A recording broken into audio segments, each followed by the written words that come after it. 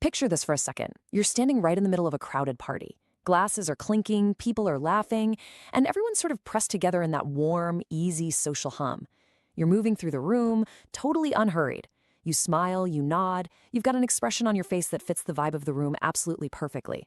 But then, for just a fraction of a second, something underneath that expression surfaces, a little flicker. It's gone before you can even name what it was. The mask snaps back into place, the party rolls on, and nobody notices a thing. Welcome to today's Explainer. Today we're cutting through all that social noise to look at something deeply personal, the psychology of the false self, and why every single one of us wears a mask. It's kind of a heavy realization, especially when you think about it against the backdrop of our warm, glowing social lives. There is a version of you that no one has ever fully met. Not your absolute closest friend, not your partner, not even the person who has known you the longest or loved you the most. There is an interior room in every human being that remains, to some degree, permanently locked.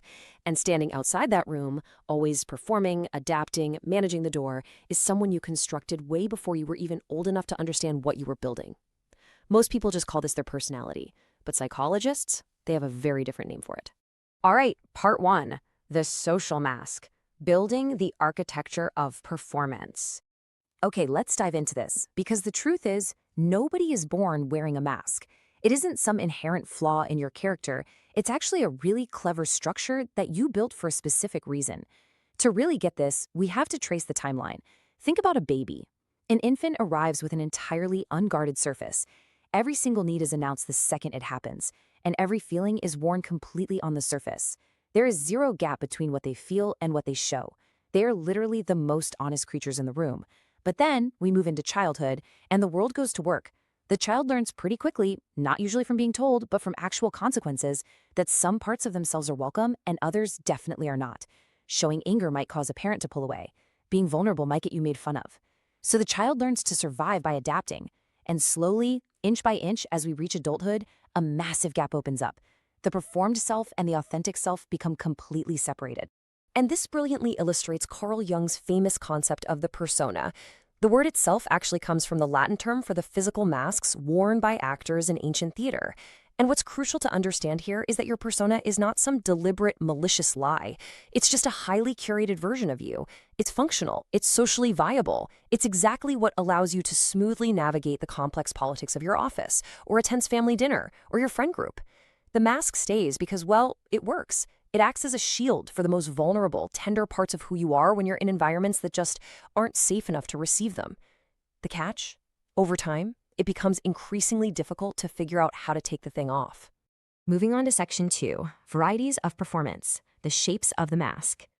Now, let's quickly break this down, because obviously, the mask doesn't look the exact same on everyone. You mold it based on what you figured out the world rewards. Take the high performer, for example. Their mask is all about relentless achievement and absolute competence. But their hidden terror? It's being seen as completely ordinary or worse, insufficient. Then you have the caretaker. Their mask is just endless selflessness, always being available. But underneath that is the quiet, terrifying fear that their authentic self, the one that actually has its own needs and boundaries, is fundamentally unlovable. Or how about the cynic? Their go-to mask is irony and detachment. Nothing phases them, right? But the terror hiding there is being visibly vulnerable, being genuinely moved by something, and risking getting hurt again. And finally, the chameleon. This mask is infinite social flexibility, literally shape-shifting into whoever the room needs them to be. The terror underneath? A profound sense of identity confusion. They are secretly terrified that if they peel back the layers, there might not be an authentic self left underneath at all. So yeah, all these masks look completely different on the outside. They wear different clothes, they talk with different rhythms. But the driving force, the fear humming underneath every single one of them, is exactly the same. If people saw who I actually am, would they stay? Which brings us to section 3, the hidden shadow, what the mask conceals. See, when you are busy constructing this persona to face the outside world, you are simultaneously building something else entirely in the dark. Jung didn't just stop at the persona. He dove deep into the exact territory the mask is designed to hide. He called it the shadow. The shadow is basically the storage unit for every impulse, desire, emotion, or quality that was deemed unacceptable, maybe by your parents, maybe by your culture, or even by your own developing conscience. It got pushed down, hidden away, and totally denied. Now, what's really interesting about this slide is that the shadow isn't just a collection of dark, twisted things. It's not just rage or greed. It often holds deeply beautiful parts of you. It's incredible sensitivity in someone who is taught that crying is weak. It's fierce ambition in someone who is told that wanting things for themselves was selfish. It's wild, uninhibited joy in someone who learned early on that being too happy just made them a target. So you end up with this massive, exhausting tug of war. On one side, you've got the performed self. It's perfectly curated, totally acceptable to society, but man, is it chronically exhausted. And on the other side, the authentic self, exiled into the shadow. It's completely hidden, highly pressurized, and here is Jung's most radical insight. It is secretly running your life. Seriously, the parts of yourself that you most aggressively refuse to acknowledge are the exact same parts that end up pulling the strings from behind the curtain. Because here's the thing about the shadow. It doesn't just vanish because you're ignoring it. It acts like a pressure cooker. And pressure, for sure, always finds a way to release. So how does it get out? Well, it leaks into our dreams. It bursts out through those sudden, totally irrational overreactions that leave even us wondering, whoa, where did that come from?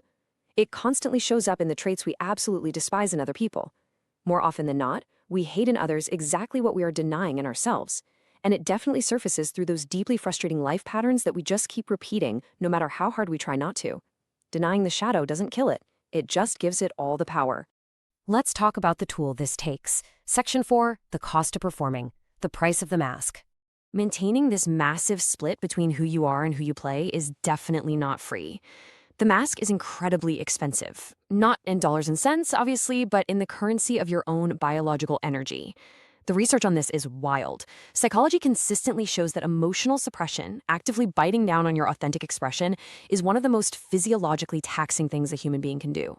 Look at the data here. It spikes your cortisol levels. It completely wrecks your sleep patterns. It actively impairs your immune system. And the result is this continuous low-grade exhaustion. It's like leaving a really heavy app running in the background of your phone all day. It is the very specific, bone-deep exhaustion of an actor who has been performing on stage without a single intermission for years. Your body is quite literally drained by the physical act of pretending. So the crucial point is, while the physical toll is massive, the absolute deepest cost is relational. It's that strange, hollow grief of standing right in the middle of that warm, crowded party we talked about earlier. You're surrounded by people who genuinely, truly like you, but you're holding on to the quiet, isolating certainty that literally none of them actually know you. Because if you really think about it, the defining hunger of our species, way more than success, way more than security, is just to be genuinely known, to be seen completely accurately and fully, and to be chosen anyway. So the mask, which you built specifically to secure connection, ultimately becomes the biggest obstacle to the only kind of connection that can actually satisfy you. So how do we find our way back? Section 5, the gentle unmasking, finding the genuine self. Now, I want to be clear, this isn't some dramatic movie moment. You don't just rip the mask off overnight. It is a slow, very quiet, and profoundly courageous process of unlearning. Let's move to and see how this builds. Step 1. You just have to acknowledge that the mask actually exists. And honestly, that's way harder than it sounds because the performance is practically automatic at this point. Step 2, start noticing the gap. Pay attention to the difference between what your body is actually feeling in a given moment and the expression you're forcing onto your face for the world. And then it's step 3, risk. You have to take the risk of letting safe, carefully selected people see your messy, unmanaged self. Now, the whole world doesn't earn an all-access pass to your unguarded self, but somewhere, with someone, you have to practice being just a little less curated. Because if we don't take that risk, we have to face a pretty heartbreaking reality, as this quote perfectly captures. To live without ever being truly chosen, seen and chosen fully and honestly, is the quietest and most pervasive form of loneliness that exists. The version of you that is never shown to the light is a version of you that can never, ever be fully loved. But listen, I really want you to take this away with you. The mask was never the enemy. Actually, scratch that. It was never the villain of your story at all. It was simply the very best solution a young, highly unprotected version of you could come up with to survive a world that just didn't always feel safe enough to handle the truth. So the lifelong work here isn't to violently smash the mask to pieces. It's just to learn, slowly, and with a whole lot of patience, that you have survived long enough to maybe need it just a little bit less. As we bring this explainer to a close, I just want to leave you sitting with this single thought. The face beneath the mask, as uncertain, as unpolished, and as messy as it might be, is genuinely yours. And it is the only one capable of being truly loved. So I'll leave you with this question to ponder. Who are you, really, when absolutely no one is watching? And what would actually happen if you let just one person see them?